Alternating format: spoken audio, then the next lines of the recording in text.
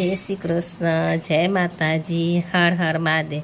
આજે આપણે વૈશાખ સુદની મોહિની એકાદશી વિશે જાણશું। વૈશાખ સુદની મોહિની એકાદશી એને લક્ષ્મીનારાયણ એકાદશી પણ કહેવાય છે। જય લક્ષ્મીનારાયણ ભગવાન કી જય। वैशाख शुक्ल पक्षे तु की नाम एकादशी भवेत की फलम को विधिस्तत्र कथ्य स जनार्दन। युधिष्ठिरे भगवान श्री कृष्ण ने पूछ्યું, હે જનાર્દન, વૈશાખ માસના શુક્લ પક્ષમાં જે એકાદશી આવે છે એનું નામ શું છે, એની વિધિ શું છે, એનું શું ફળ મળે છે તે મને કહો। ભગવાન શ્રી કૃષ્ણે કહ્યું, હે મહારાજ, પૂર્વકાળમાં શ્રી રામચંદ્રજીએ મહર્ષિ વશિષ્ઠને આ જ વાત પૂછી હતી, તે તમે સાંભળો। શ્રી રામે કહ્યું, હે મહર્ષિ, બધા જ પાપોને નાશ કરવાવાળા તેમજ દરેક પ્રકારના દુઃખોનું નિવારણ કરવાવાળા વ્રતોમાં જે ઉત્તમ વ્રત હોય તે તમે મને કંઈ સંભળાવો। મહર્ષિ વશિષ્ઠે કહ્યું, હે રામ, તમારું નામ લેવાથી જ મનુષ્યો પાવન થઈ જાય છે, છતાં લોકોના હિતના માટે હું તમને પવિત્રમાં પવિત્ર સર્વોત્તમ વ્રત કહું છું, તે તમે સાંભળો। વૈશાખ મહિનાના શુક્લ પક્ષમાં જે એકાદશી આવે છે એને મોહિની એકાદશી કહેવાય છે। તે સર્વ પાપોને દૂર કરનારી છે। એ એકાદશીનું વ્રત કરનાર દરેક મનુષ્ય એ વ્રતના પ્રભાવથી મોહરૂપી ઝાડમાંથી છૂટી જાય છે, તેમજ પાપ સમૂહોમાંથી પણ છુટકારો મેળવે છે। સરસ્વતી નદીના રમણીય તટ પર ભદ્રાવતી નામની સુંદર નગરી હતી। એ નગરીમાં ચંદ્રવંશમાં જન્મેલા ધૈર્યવાન તથા સત્ય પ્રતિજ્ઞાવાળો ધૃતિમાન નામનો રાજા રાજ્ય કરતો હતો। તે સત્યવક્તા અને પરોપકારી હતો। એ નગરીમાં એક અતિ શ્રીમંત સમૃદ્ધિવાન વાણિયો રહેતો હતો। એનું નામ ધનપાલ હતું। તે હંમેશા પુણ્યકર્મ જ કર્યા કરતો હતો।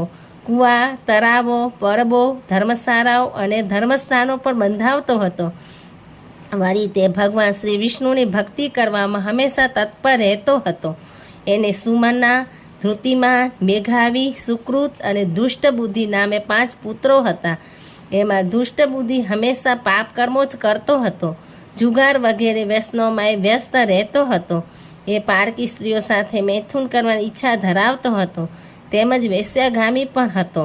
તે કદી બ્રાહ્મણોને આવકારતો ન હતો, પિતૃઓને પિંડ આપતો ન હતો, તેમજ ભગવાનનું પૂજન પણ કરતો ન હતો। તે દુષ્ટાત્મા અધર્મી વર્તન કર્યા કરતો હતો અને પોતાના પિતાના ધનને પણ બરબાદ કરતો હતો। આથી એના પિતાએ એના બીજા 4 ભાઈઓએ અને એના પિતા એને ઘરમાંથી કાઢી મૂક્યો। બીજા કુટુંબીજનોએ પણ એને ત્યજી દીધો હતો। એણે પોતાના શરીર પરના ઘરેણાં પણ એક પછી એક કરીને વેચી નાખ્યા હતા। પરિણામે એની પાસે પૈસો ન રહેવાથી એના જુગારી મિત્રો તેમજ વેશ્યાઓ પણ એનો ત્યાગ કર્યો હતો। તે પછી દુષ્ટ બુદ્ધિ ચિંતામાં જ રહેવા લાગ્યો હતો। તે હવે ભૂખથી પીરાવા લાગ્યો। શરીર પરના વસ્ત્રો પણ ફાટી ગયા અને હવે મારું શું થશે? હવે હું શું કરું? ક્યાં જાઉં? કયા ઉપાય વડે મારાથી જીવાય? એમ વિચારો કર્યા પછી એણે પોતાના પિતાના શહેરમાં જ ચોરી કરવાનું શરૂ કર્યું। પણ આવી નાની નાની ચોરીઓથી દુષ્ટબુદ્ધિનું મન ધરાતું ન હતું।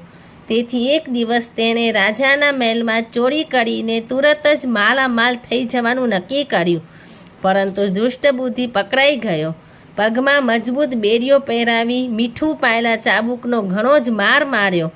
હે મૂઢ બુદ્ધિવાળા ચોર, તારે મારા દેશની હદમાં રહેવું નહીં, એમ કહી ધૃતિમાન રાજાએ એની બેરીઓ છોડાવી નખાવીને એને ભદ્રાવતી નગરીમાંથી બહાર કાઢીને દેશ નિકાલ કરી દીધો।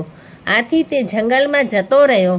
ક્યારેક પશુઓનું માંસ ખાતો તો ક્યારેક મોર, તેતર, સસલું વગેરે મારીને ખાતો, ક્યારેક ફળો, મૂળિયા અને પાંદડા, વેલા વગેરે ખાતો તો ક્યારેક ભૂખ્યો પણ રહેતો। આમ દુઃખ અને શોકમાં દિવસો પસાર કરતો હતો। એક દિવસ વનમાં ફરતા ફરતા પુણ્યનો ઉદય થવાથી દુષ્ટ બુદ્ધિ કૌંડિન્ય ઋષિના આશ્રમે આવી પહોંચ્યો। ઋષિ ત્યાં ન હતા। એણે જોયું તો ઋષિ ગંગા નદીમાં સ્નાન કરતા હતા। દુષ્ટ બુદ્ધિ ત્યાં ગયો ત્યારે કૌંડિન્ય ઋષિ સ્નાન કરીને કિનારા પર આવ્યા હતા અને વસ્ત્ર નીચોવતા હતા। તેના છાંટા દુષ્ટ બુદ્ધિ પર પડ્યા। આ છાંટાનો સ્પર્શ થતાં જ એના દુષ્ટ વિચારો વિલીન થઈ ગયા। દુષ્ટ બુદ્ધિ હાથ જોડીને વિનયપૂર્વક કૌંડિન્ય ઋષિને કહ્યું, હે મહાત્મા, કોઈ એવું વ્રત બતાવો કે જેના પુણ્યના પ્રભાવથી મેં કરેલા પાપ કર્મોમાંથી મારી મુક્તિ થાય.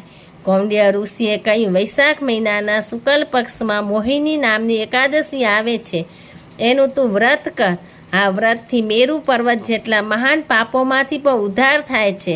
મહર્ષિ વશિષ્ઠે કહ્યું, હે રામ, ઋષિનું કહેવું સાંભળી દુષ્ટ બુદ્ધિને ઘણો જ આનંદ થયો.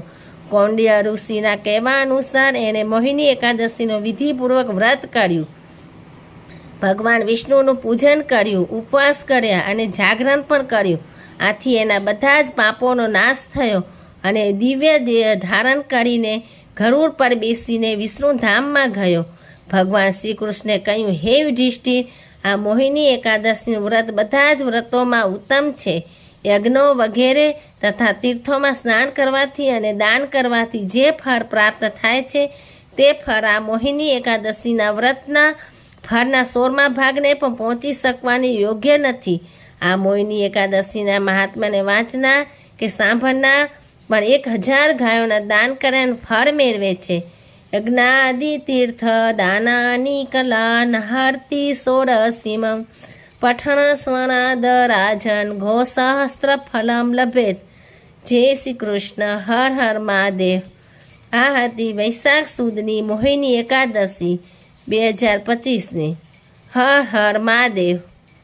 ઓમ નમઃ શિવાય.